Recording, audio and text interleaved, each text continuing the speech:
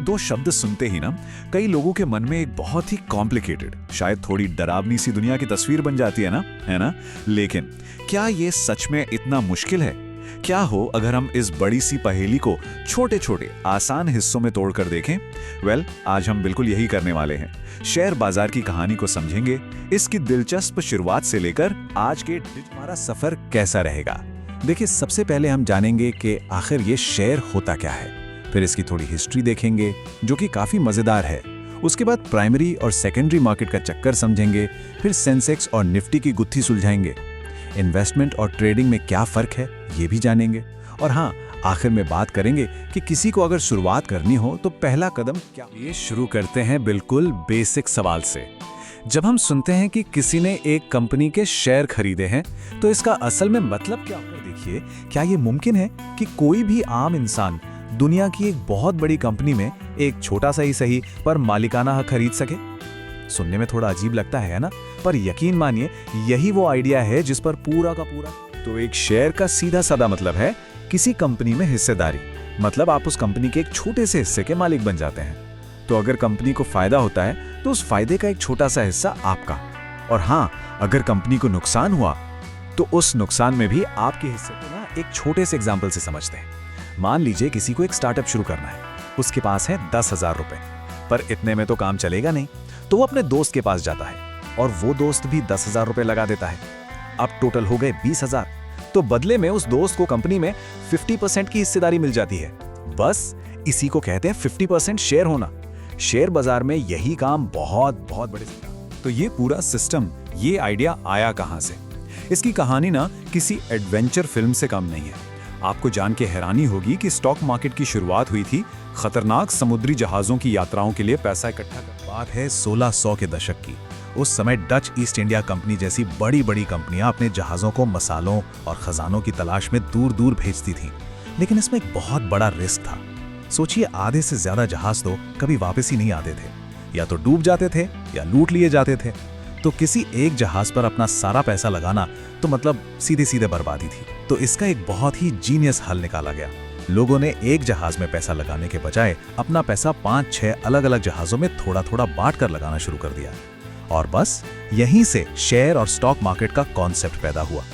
Risk को अब उस जमाने से सीधे आज के मॉडर्न मार्केट में आते हैं।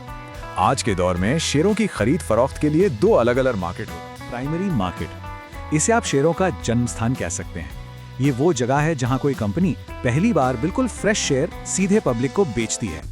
इसी को हम सब IPO यानी इनिशियल पब्लिक ऑफरिंग के नाम से जानते हैं। कंपनी को यहीं से पैसा मिलता है। अब इसके बाद आता है सेकेंडरी मार्केट।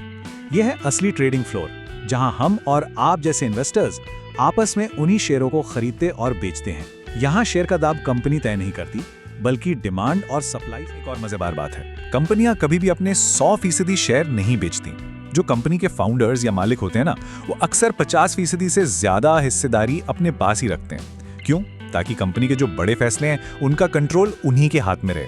सीधी सी बात है, जिसके पास 51% या उससे ज्यादा शेयर हैं, कंपनी का असली बॉस। अब स्टॉक एक्सचेंज पर तो हजारों कंपनियां हैं, तो फिर कोई ये कैसे बताए कि पूरा का पूरा मार्केट आज ऊपर गया या नीचे? मतलब मार्केट का मूड कैसा है? यहीं पर एंट्री होती है मार्केट इंडेक्स। जैसे कि हमारे यहाँ के सबसे फेमस हैं सेंसेक्स और निफ्टी। ये पूरे बाजार का एक तरह से बैरोमीटर है।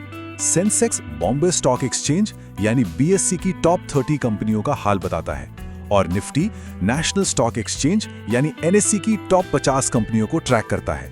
तो जब हम सुनते हैं कि सेंसेक्स या निफ्टी ऊपर गया, तो इसका मतलब ये होता है कि देश की ये बड़ी बड़ी कंपनियां अच्छा परफॉर्म कर रही हैं और मार्केट का मूड पॉजिटिव। न्यूज़ में सुना होगा सेंसेक्स 40,000 के पार। सुनने में कितना बड़ा, कितना इंप्रेसिव नंबर लगता है। तो ये है कि ये 40,000 का जो नंबर है ना, वो अकेले कुछ खास नहीं बताता। असली कहानी ये नंबर नहीं, बल्कि इसका ट्रेंड बताता है। मतलब ये नंबर पिछले कुछ महीनों या सालों में कहां से यहां तक पहुंचा है। क्या ये लगातार ऊपर जा रहा है या नीचे आ रहा है? यही ट्रेंड हमें बताता है कि देश की इकोनॉमी और इन्वेस्टर्स का कॉन्फिडेंस किस दिशा में जा। अब जब मार्केट की बेसिक बातें समझ आ गई हैं, तो ये जानना भी जरूरी है कि लोग इसमें दो बिल्कुल अलग अलग तरीकों से हिस्सा लेते हैं। एक होता है इन्वेस्टर और दूसरा होता है इन्वेस्टर। जो होता है वो लंबी लेस का घोड़ा होता है। वो किसी अच्छी कंपनी के बिजनेस को समझकर उसमें पैसा लगाता है और फिर सालों तक इंतजार करता है। ये धैर्य का खेल है, कंपनी की ग्रोथ के साथ ग्रो करने का। दूसरी तरफ है ट्रेडर। ट्रेडर का फोकस शॉर्ट टर्म पर होता है। वो कीमतों के छोटे छोटे उतार चढ़ाव से फायदा कमाने के लिए दिन में कई बार खरीद बिक्री करता है। ये एक फुल टाइम जॉब की तरह है जिसमें स्पीड और टेक्निकल नॉलेज चाहिए, और हाँ, रिस्क भी कहीं। फिर सवाल उठता है कि अगर किसी को इस दुनिया में एंट्री करनी है तो सबसे सही, सबसे जिम्मेदार तरीका क्या? पर वो सबसे बड़ा सवाल आता है जो शायद हर नए इंसान के मन में होता है, क्या शेयर बाजार बस एक तरह का है? हाँ, ये जुआ हो सकता है, बिल्कुल हो सकता है, लेकिन सिर्फ और सिर्फ तब जब कोई बिना किसी जानकारी या रिसर्च के इसमें कूद पड़े। किसी दोस्त की टिप पर या बस अंदाजे से पैसा लगाना वो जुआ खेलने से कम। एक बिगिनर के लिए सेफ रास्ता क्या है?